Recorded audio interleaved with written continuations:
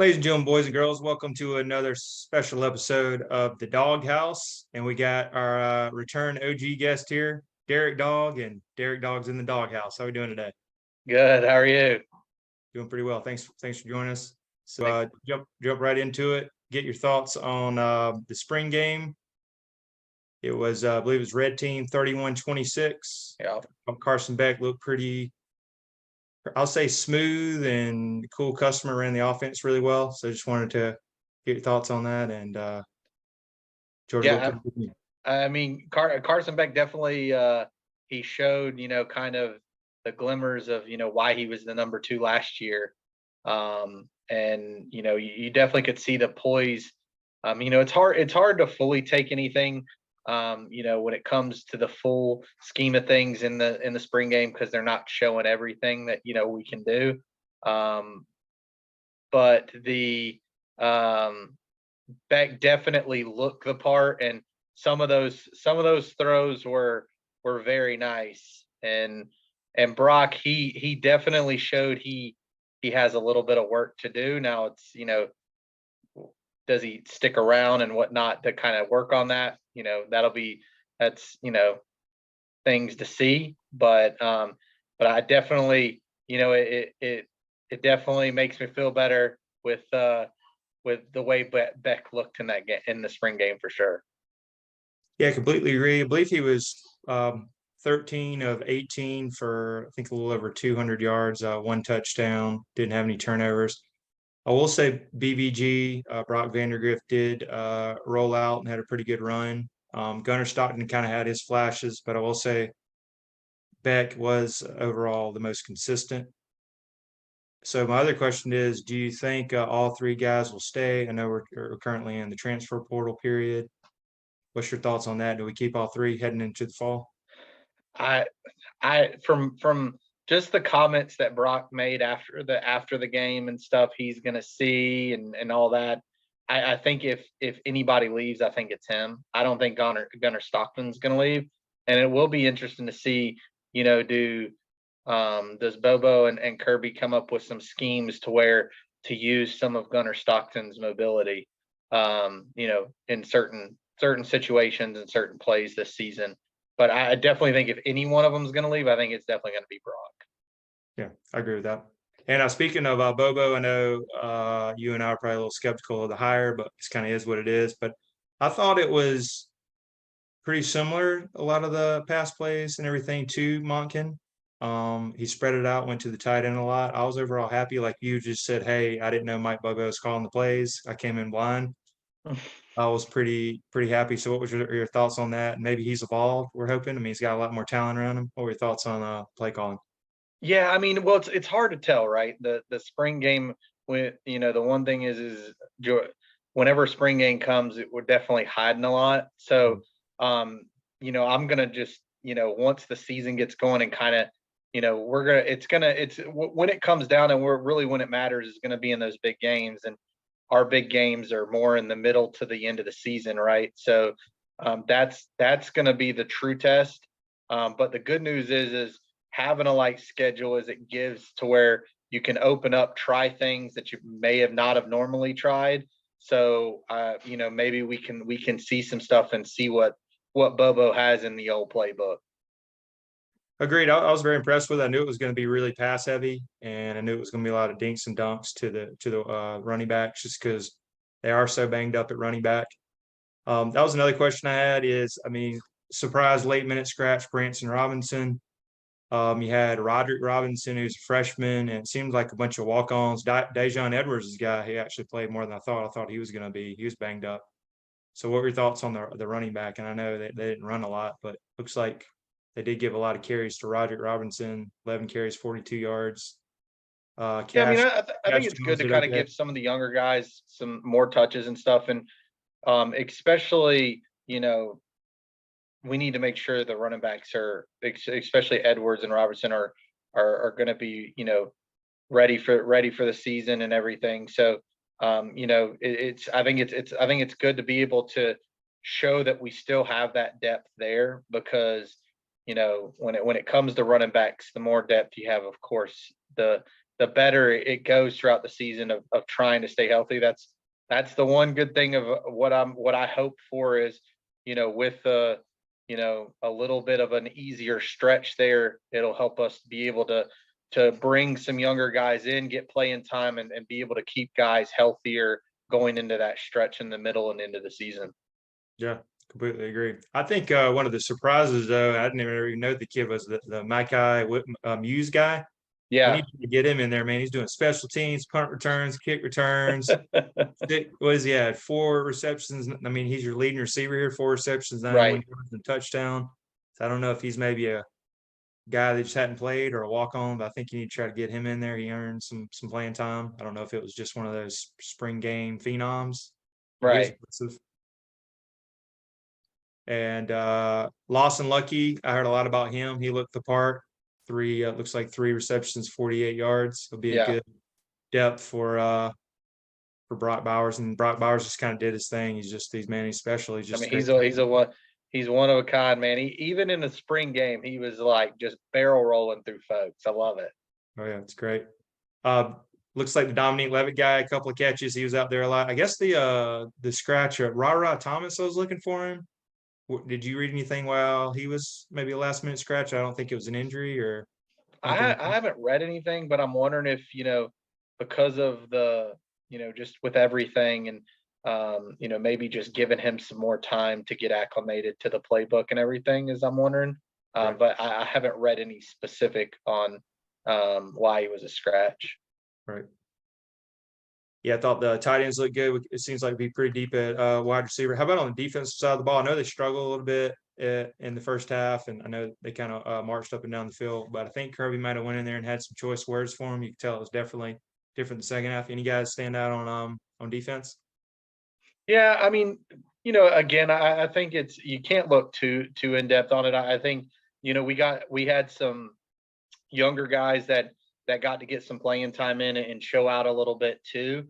I think one of the biggest things when it comes to on the defensive side, when in the spring game, I mean, don't really want them to go as hard as they're going to go in the regular season because don't want any injuries. Don't so it's hard to how with the defense were they holding back a little bit. So it's I kind of take that with a grain of salt when it comes to the spring game, just to kind of see, once fall practice comes and all that and start getting, you get the depth chart and where everybody's going to be and stuff. I think once the season kicks off, they're going to be ready to rock and roll. I think our defense, because of how young it was last year, is only going to get better this year. Yeah, I completely agree. I think the Sorry was the leading tackler. CJ Allen, I've heard really good things. He's maybe Roquan-esque. I know that's the taller, mentioned him in that category. D-line looked pretty well. So yeah, I thought all in all, struggled a little bit in first half. Like you said, it's going to be a lot of pass heavy. I know they can't get to the quarterback, so they're kind of limited. But it's just good to see them running around out there. On the kicking game, I think is it Zirkle? Like we got a kicker, and I know we got a big recruit coming in, but he's not on campus yet. I know that's important. They're having to replace Jack Pod Nesley. I'm saying his name wrong, but yeah. What was your thought on the kicking game? I know that's kind of looked down upon, but it's important. Big game. I mean it's a big thing. Like when you're one of your solid kickers when they leave. I mean you gotta if you look just in history. I mean just alone like. Look at Bama. Saban kind of learned very quickly, like kickers can win you and lose a game. So, that I think it's gonna be interesting to see. Hopefully, we don't get in that kind of position where new kicker coming in and big spot in the game, and you just got to make sure you have that guy that you can rely on. Is really what it comes down to. Yep. So yeah, I was happy with it. I think he had like a 42-yard, kind of snuck it in there. And I think he might have missed one extra point on bad snap. But yeah, all in all, it looked pretty good. And we got Thornton coming back. He's a reliable punter. So yeah. But real quick, want to give a shout out to our sponsor of the show, Viva Tequila Seltzer. If you're out there on the golf course, tailgating at the pool, it's a great, refreshing drink. My personal favorite is the elderberry there. Live long, live well, live it up. VivaTequilaSeltzer.com. Also, for your promo code Hustle20, get 20% off. So check that out. They were really nice to send me over a bunch of merch recently. So I've tasted all the flavors. They're really good. So live long, live well, live it up. Also on Instagram, Viva. And then hate to talk about it, but the big news over the weekend, or at least start. I thought the timing was really weird. I wish they would have maybe waited. Was the Bear Alexander decommitting. Have you read any more on it? I know there was some rumors about it. Anything that you Yeah. heard on your end, or Well, what I've read is what the rumors is that the Trojans were sniffing around to where um that might be a destination he might go to. right. So I've also read that there's other reasons why he may be leaving. So so it sucks to lose someone like that, because the dude made some big plays and everything last year. So I think it's unfortunately kind of the product of where we're at in college football right now, to where even you get guys that had playing time the year before, and they either get someone in their ear or get offered more NIL money or whatever the case may be, and they kind of want to just go to a different place. I completely agree. I did hear rumors, like I said, it's stuff you read on the internet. I don't know it's true. Like maybe went to Mexico, wasn't the greatest teammate, came back in, maybe Yep. kind of been a little disgruntled with some of the players. So I mean, if Yep. he's a head case and cancer, good riddance, a great talent. He had Exactly. two sacks in the TCU game, but we are deep there. I think the Jordan Hall guy looked really good on the D line. He had a couple of Yep. breakups. They're really talking about great about him. I think it's Justin Jefferson is one. So they're pretty deep there. And this makes the third guy within the last week. It was Trouble Davis. Was it Ryan? Trouble Davis, Sean Washington, and now Bear Alexander. So that's three. It's whole part of the NIL game and the whole transfer Yep. portal these days. But they're pretty deep. I think I read where they're like down. They still have to get down to 85, and they're around 88 or 89 players. Right. So there might be some other. Well, it's attrition. it's kind of funny. It's like weird that Georgia has become into this position, right? Because normally you hear this stuff from like Bama and stuff, and it was top players leaving or whatever it was, and now it's like back to back national champions, and now it's, hey, Georgia's got some players leaving, kind of thing. Oh, what's this all about? So it's kind of like it's kind of one of the cases of when you get to the top of the mountain, now people want players from your team, right?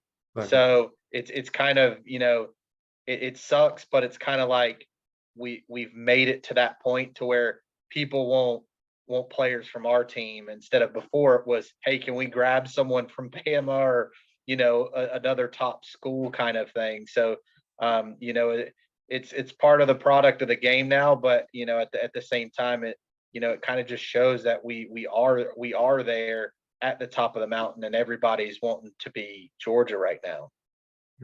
Completely agree. Hey, top of the mountain, everybody wants to be it. Also want to poach your coaches. Yep. So we got to deal with that every year. I know Saban always had to deal with that.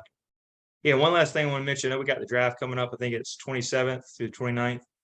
So where do you think maybe Jalen Carter? I know you still got some drama and issues with him. Maybe where do you think Bennett falls to, or if he even gets drafted? I've been hearing crazy things like that. What's we've been hearing on that? Well, I read today that the word is that, like, there's a lot of NFL executives that think Jalen Carter's still the overall best defensive player in the draft, hands down. Right. And I read also that supposedly if he falls to number 9, the Steelers may try trading up to get him. So I definitely don't think he falls out of the top 10. I mean, if the Panthers hadn't traded to move up, I was going to be like, man, like, take him and then let's go give a chance at Hooker or something in the second or third round, Right. But I definitely think he's going to go top 10.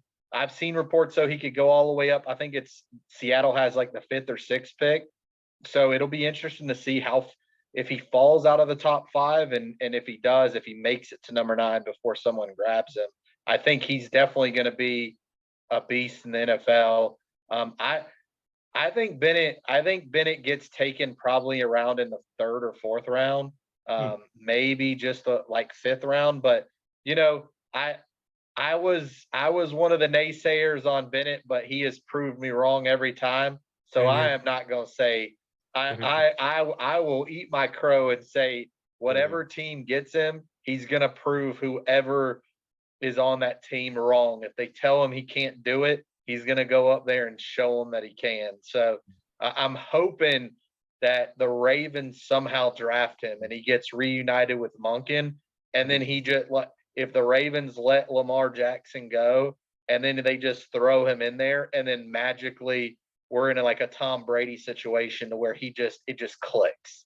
Right. So that's what I'm hoping. I just love all the stories coming out that, they're trying. Scouts are worried about his character and stuff. Dude's never caused any issue. He got caught drunk one time in Dallas. Just whatever. Get over it. Yeah. After winning the second national title. So yeah. It was probably TCU cops that got him anyway. That's true. That's funny. And speaking of that, I know you're a Panthers fan. So who do you want at 1 if you had to pick? If I had to pick, I still think the Panthers gave way too much to move up to number 1, because I don't think any of these quarterbacks coming out are ones that are going to give you immediate success by any means. They're not like a generational quarterback. Right. But Bryce Young would be the one I would just go with. I mean, out of the ones, if you look, Bryce Young this past season with Bama didn't have the best receivers at Bama, and he still put up really good numbers. If you look at CJ Stroud at Ohio State, he's had 2 of the best receivers the last couple of years. So, it's hard to know how good he'll really be when he's on a team that the Panthers gave away their best receiver, and now you're going to have DJ Shark and what was it, Adam Thielen from the Vikings, which he was great. He's on the downturn of his career, so he's no longer a number 1. So and DJ Shark can't stay healthy. So what do you have left there? So I think Bryce Young. Richardson, definitely. I don't know how Anthony Richardson has even been moved into the top 10 of talk or the first round at that. Agreed. I mean, that dude was not great at Florida, and I'm not saying Florida had the great talent, but they're still an SEC powerhouse in the sense of they still have talent around him, and he couldn't put up the numbers there. So you know who he is, Derrick? You know who he is, Derrick? It's a poor man's Cam Newton. That's what 100%. I mean, I never knew you could be not a great, you were mediocre at best at a quarterback in college, and then you just go and blow out the NFL combine by your speed and everything, and then just magically you're going to be able to throw the ball and be a great quarterback in the NFL. I just, same thing with what's his name from Kentucky. There's no way he single-handedly lost a couple games this year for Kentucky for some of his decisions. So, I don't know.